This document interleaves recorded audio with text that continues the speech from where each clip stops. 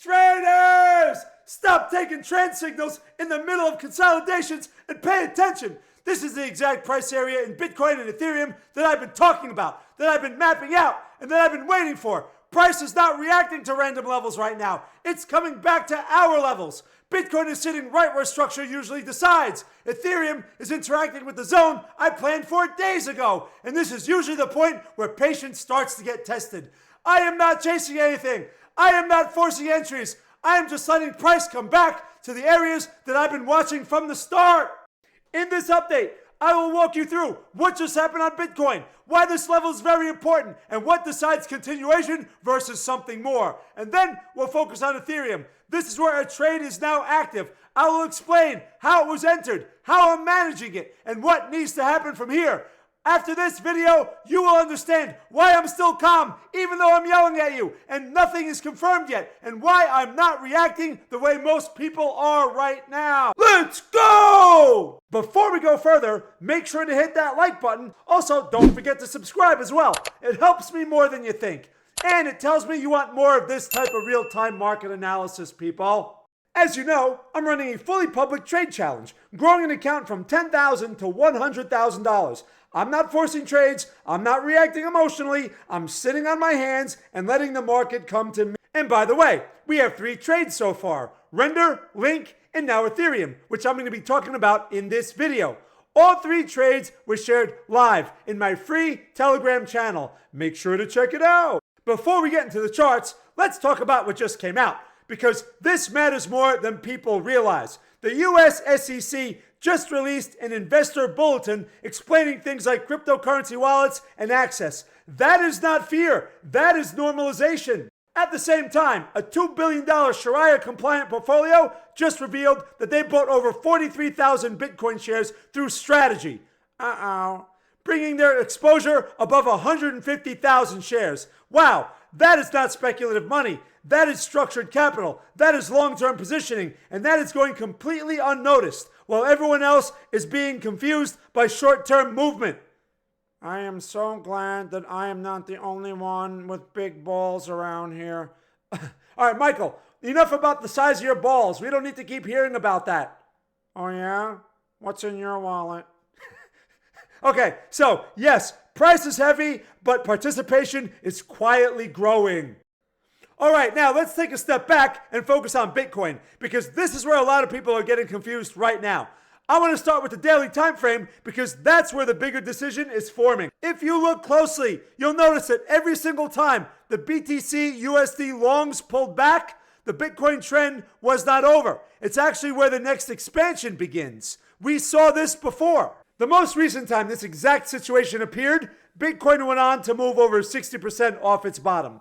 That doesn't mean we repeat that right away. It doesn't mean price has to go nuts tomorrow. But historically, every single time positioning resets like this, it creates room. Room for price to move again once the market decides which way it wants to go. So right now, I'm not asking how high Bitcoin could go. I'm asking something much more important. Is this reset complete, or is it still in progress? That is the real question. Now here's the key level that I keep repeating today, 88,000. This level is very important. It's not random. It's not new. This is the exact area where Bitcoin previously consolidated before the expansion higher. As of today, price is still interacting with that zone. It has not decisively rejected it, and it has not cleanly reclaimed strength either. So this is not bullish, this is not bearish, it's a decision point. Now let's zoom into the 4-hour, because this is where the behavior really starts telling the story. Right now, Bitcoin is maintaining itself at a short-term trendline support, just below the $89,000, $90,000 area. That trend line is very important, but it's not enough on its own. What really matters to me is what happens around this 93,158 level. That is the level if Bitcoin can close above and accept above it, that tells me bullish structure is in play. If that happens, I'm not going to chase price. I'm still going to wait for a retracement back into the key level around the 90,632 price. That is where I'm really interested. Not higher, not lower, right there. That is where the opportunity is. But if Bitcoin fails to reclaim the 93,158 level and continues to hesitate below that level, then I treat this entire move as a weak reaction, and weak reactions usually lead to one more push lower. That's why I keep repeating this. 93,158 decides strength. We break from here higher. But 90,862 decides opportunity. Until one of those occurs, I am sitting on my hands and doing absolutely nothing. Now, let's go one time frame lower to the 2-hour time frame, because this is where most people start forcing bias. Right now, Bitcoin is consolidating with a clear absence of bullish momentum around this 89,885 area. This level matters. It's very important because this is where buyers stopped trying to defend the price. And right below, the key support zone sits around the $88,000 level. That's the line. I've talked about that number numerous times. As long as Bitcoin can stay above that level, I am not assuming any type of broader bearish scenario. But I'm also not assuming a reversal. What I want to see very clearly in this sequence is price pulls back into the key support zone, buyers step in with strong candles, Bitcoin then reclaims the 91,500 area, and then pushes higher to the 93,500 area, and after that starts retesting the 95,000, 96,000 area. Only then does the narrative change. Anything before that is simply noise. And I want to be very clear here. I am not in a Bitcoin trade right now. I am watching behavior. If Bitcoin shows strength, I'll wait for a retracement. If Bitcoin shows weakness, then I will wait for price to come into liquidity. No rushing, no forcing. This is exactly how markets behave right before they choose a path. And this is exactly where most people get caught in bad positions. Okay, let me take a step back here and give you a proper update on the trade challenge, because this part matters. Right now, the account is sitting just under $10,500, up $499.23, which is a 4.99% gain so far. 2 trades, 2 wins, no high frequency. Those trades were Render and Link. The third trade is Ethereum, and we're going to talk more about that in a moment. And so you know, all of the trades in this challenge are done on WeX. That's the platform I personally use. I like it because it's clean, it's fast, and it doesn't overcomplicate trade entry, especially when things start moving quickly. On top of that, every single trade, entries, exits, risk, results, is tracked using profit precision. That's how I keep this challenge transparent.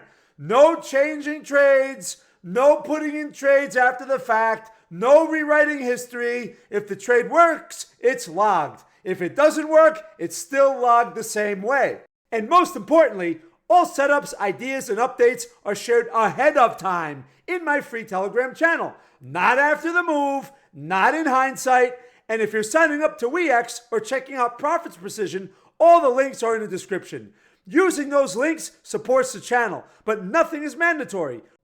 Now let's shift our focus to Ethereum, because this is where things get very important. On the daily time frame, Ethereum is sitting exactly where I want it to be.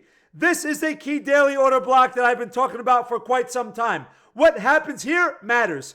Price hasn't just drifted into this zone. It probed into it while consuming liquidity first. As of today, Ethereum has not closed below that level. And as long as that continues to be true, the daily bullish context is still in play.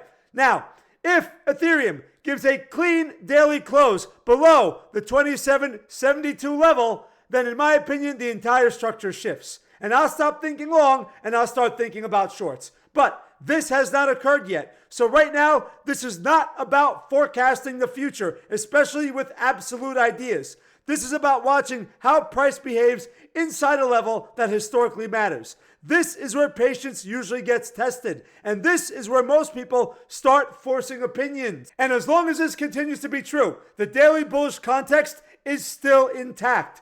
If Ethereum gives a clean daily close below the 2772 level, then in my opinion, the entire structure shifts. And I'll stop thinking long and start thinking about shorts. But this has not occurred yet. So right now, this is not about forecasting the future. This is about watching how price behaves inside the level that historically matters. This is where patience usually gets tested, and this is where most people start forcing opinions. Don't force opinions, people. Now let's go to the 4-hour time frame because this is where my plan turned into a trade. My limit order was activated inside this order block. I entered with 0.5% risk, not the full position. I used 0.5% as an opportunity cost, not because the criteria wasn't good, but because this was an untapped, high-quality order block, and there was a real possibility that price would tap this zone and then move higher very quickly without giving a clean confirmation entry. So in essence, I was not willing to miss out. If Ethereum can hold above this level and start accepting not just a pin bar above it, but actually close and sustain with confidence, with conviction, that's when I'll consider putting on the other 0.5% of the risk on this position. Not before, only after. I'm not forcing size. I'm letting structure determine the choice. I'm letting the market tell me what to do. The invalidation level is still very clear. It's the 28.49 level. That level has not changed. If price closes below that level and accepts, then I'm out. No ego, no hesitation, no question. If that happens, then it just means that the market has chosen an alternative path. That's it. Right now, I'm not going to add any more. I'm not reducing. I'm simply managing what the market has given me. This is how I manage trades. Small first, confirmation second, patience throughout. Nothing is confirmed yet, but the behavior so far is exactly what I want to see in this situation. So from here, this is the checklist I'm watching. Does Ethereum continue to respect the order block? Does it hold above 2,900? Does it show acceptance above 3052? Or does it lose structure and force me to step aside? That is it. No absolute opinions, no forced analysis, no excitement, no rushing conclusions. Ethereum is at a decision point. And right now, I'm letting the market make the choice, not my emotions, even though I like to yell at you this entire time. So this is where we actually stand right now. Bitcoin is sitting at a decision point, not selling off aggressively, but not reclaiming strength yet either. This is one of those areas where the next move usually starts forming quietly, not loudly. Ethereum, on the other hand, is maintaining a level that historically matters. And that's exactly why I've been patient here instead of forcing anything earlier. By the way, all trades in this challenge are done on Wex, the platform I personally use. Simple, clean, reliable. I track everything on Profits Precision, so the challenge stays transparent. All ideas and updates are shared live in my free Telegram channel. Links are in the description. And if you found value in this update, make sure to like, subscribe, and share the video. And if we haven't reached 25 likes yet, you guys have some work to do. But it really helps support the channel and tells me you want to see more real-time market analysis like this. Otherwise, I will see you in the next one.